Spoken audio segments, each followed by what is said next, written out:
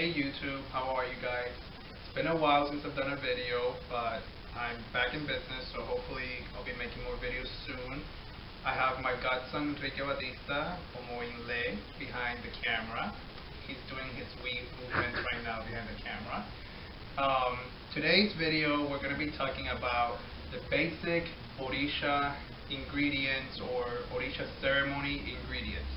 These are things that I've put together as the basic needs for any ceremony and as the basic needs for any ebbo that you might have to do, or any quick little things that you might have to do with Orishas. This is a list that I was creating for my godchildren, but I decided to just instead make a video, and that way we can show everyone. So I'm going to go down the list and just give you guys a quick rundown, and that will be the video. So the first thing is white candles. These are white Sabbath candles. The size of the candles doesn't really matter. Some people use 7-day candles like the ones in the jar. Some people use votives. Some people use these. Most people use these just because they're a good size and they'll last just enough, for a period of time that we feel like it's a good time for the candles to be on. So white candles, you should never run out of white candles in an Orisha house. This is atare. What we call atare, which is in Spanish pimienta guinea peppers in English. Atare is a sacred ingredient that gets used by numerology. So the seeds are used in sacred numbers, and it's used inside of the bowl or inside of the Orisha room. This is what we call ori, which is pretty much cocoa butter. So you should always have cocoa butter. It's sacred to Obatala. Right here I can't show this too well in the camera because it's small things, but it's smoked fish, roasted corn or toasted corn, and smoked jutilla, which is banana rat, smoked banana rat. Then we also have rum. This is kind of like an empty bottle by now, but it's been used, obviously. But rum is essential for the warriors, for the Gualgum and Ochosi mainly, and it's essential in an Orisha room for other purposes. This is a big jug of ebbo, which is manteca de corojo or palm oil. Palm oil is also a must-have ingredient inside of an Orisha room. These things that I've mentioned so far are simple things that can be used at any moment to do an ebbo with. Followed by efum, which is cascarilla or white powdered eggshells. This is sacred to Obatala and all of the Orishas, and it can be used on its own. So people get it and take it, they in the mornings usually they get it, they put some on their feet, they do like a cross, or they do an entire foot, usually the left foot, or they do a cross over their heart, or they'll just rub it on their bodies because it's supposed to be for protection and sacred to Obatala. This is just a hat. We wear hats in the religion because we cover our heads whenever we're doing something. This is just a little hat that I have, that I've had for quite a while. Always, whenever we do rituals, you cover your head. And we'll go into topics of why you cover your head later on, but that's beyond this particular video. This is what we call jicaras, or gourds, I think is what they're called in English. There's a small one and a bigger one. It's just what we use for libations of water, and sometimes offerings are put in here, and it's just a very natural dish to hold libations and things in. Honey, you can never run out of honey.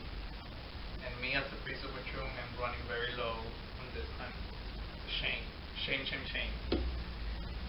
This is what we call onikan, or this is, at least I know it by the name of onikan, for those of you who like to battle with words and stuff.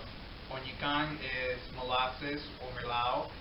It's sacred to the water orishas like Yemaya and Orogun and Inle and all those orishas that have to do with the ocean. So onikan. And I have some kain here.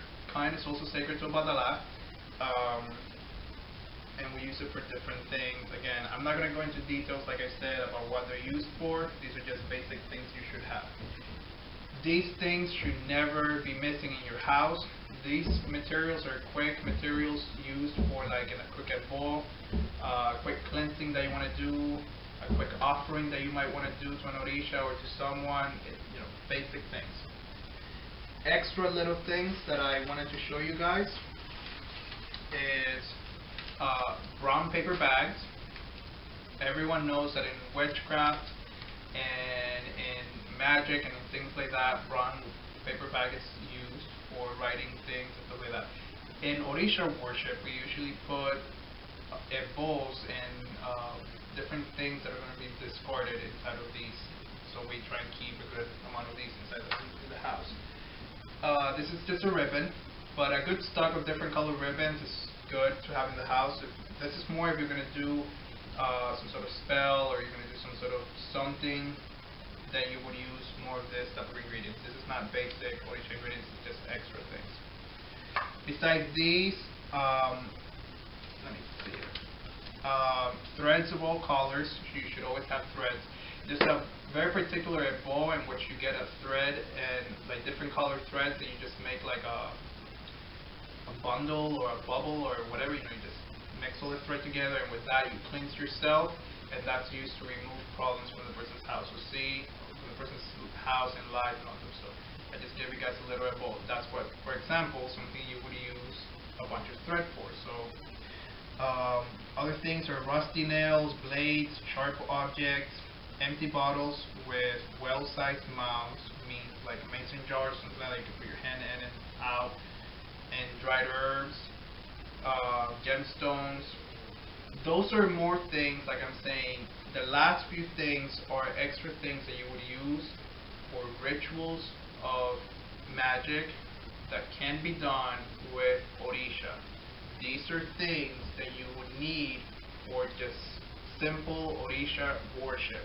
There's a difference between these and a difference between rusty nails and all that stuff that you would use in a working, let's say that you're doing a ebbo de lengua with Ogun. You would use rusty nails, you would use black ribbon, you would use green ribbon, or you might use thread, and you would use some of this paper to write the stuff that you need to write on there. So that's an example of how you would use some of those things.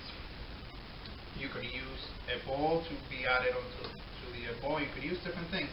However, these ingredients, the first ones that I mentioned, itana, atare, oni, efun, onikan, epo, oti, ori, and the remainder of the Orisha, of the ingredients that are sacred to the warriors, are all major ingredients inside of a room where an Orisha ceremony is being taken place.